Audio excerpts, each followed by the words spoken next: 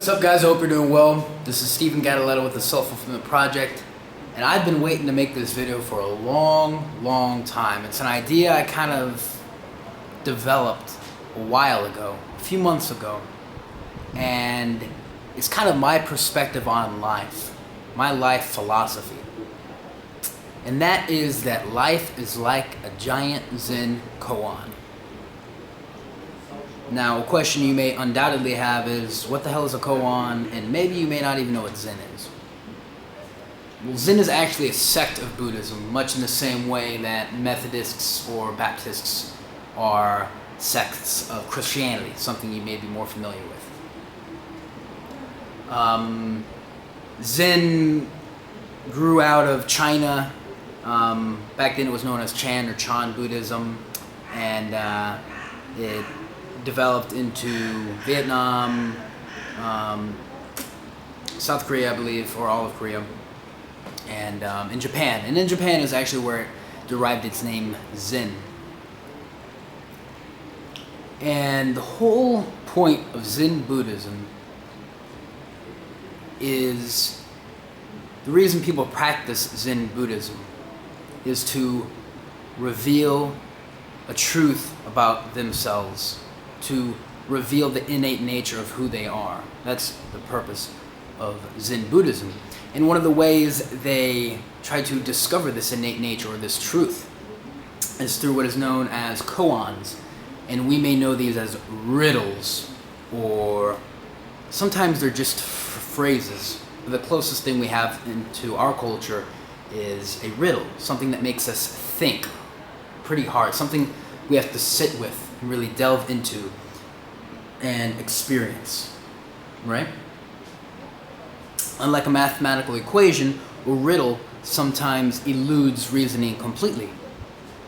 It may not make logical sense. Logic is very mathematical.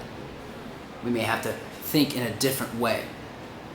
And Zen koans are presented to pupils of Zen Buddhism for the same reason, to get them to elude reasoning and to have to sit with this koan, sit with this riddle, and be with it, experience it, delve into it deeply.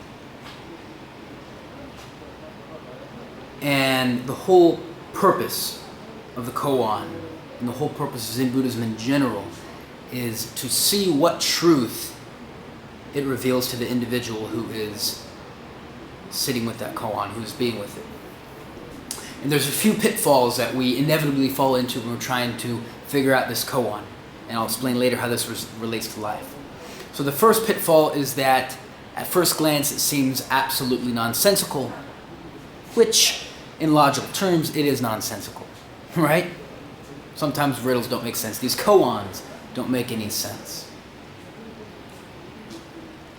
Before I go further, I'll give you an example of what a koan is so you have something to kind of grasp when I'm giving these major pitfalls we often have when we're trying to figure them out. One that has always stuck with me that I've read in several books is, what is the sound of one hand clapping? So imagine that you're in a Buddhist temple and somebody just gave you this Zen koan. They say, figure out what is the sound of one hand clapping and come talk to me in a week and tell me your answer. So the first pitfall we have is, this is stupid. There is no answer. It doesn't make any logical sense. We throw it to the side. The second pitfall is when we actually decide to try to figure out the answer to this riddle, this koan. And we try to use logic. We try to use our analytical and critical thinking skills that we have so well developed throughout our education. But as I said before, the whole point of a koan is so it forces the individual to elude reasoning altogether.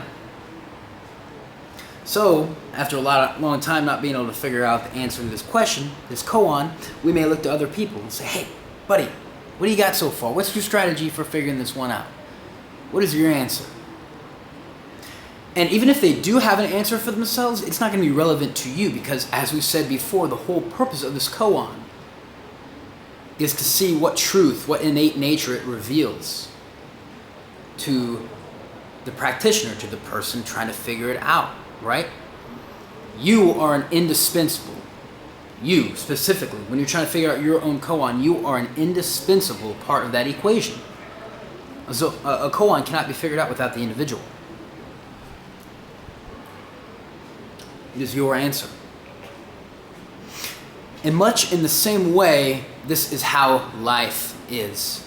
And this is my life philosophy, that life is all about trying to figure out your innate nature, what your truth is, what truth the world reveals to you, how you belong in this world, what your purpose is, what your meaning is for being here. And everybody's will be different. And we fall into the same pitfalls. I'll quickly review them real quick. So, sometimes we just get discouraged, like life doesn't make any sense. We get discouraged. I can't figure this puzzle out. It's too hard, right? The puzzle, the koan of life. Sometimes it's just too hard. And sometimes we give up. And the second pitfall, even when we try sometimes, we try to apply logic, analysis, and critical thinking. And that works in very structured parts of our life. Everything that has to do with academia, right? That works very perfectly because there are already set answers to those things. But in life, there is no set answer, right? It all depends on the individual you. So the third pitfall is when we try to look outside to other people and say, hey, bud, what are you doing? You know, what's the meaning of life? Or we look to successful people in an area we are interested in, and we try to do the things that they did. And even if we try to implement exactly what they do, and we are successful at it, we still won't be happy. Because life, just like a Zen koan, is about what it reveals to you, what your existence reveals to you, what your purpose is, what your meaning is, what significance you have. And we can only do this by being and experiencing life. Just like in order to answer Zen koan, you have to sit with it, be with it, and experience it. It's not enough just to think about it. You have to actually experience it in a way. The same way we have to approach life. Be there 100%, experience it, dive into it completely. And then in this way, truths will be revealed to us. Revelations will come about. And our purpose, our meaning, our passion, the reason we're here will be revealed to us in this way.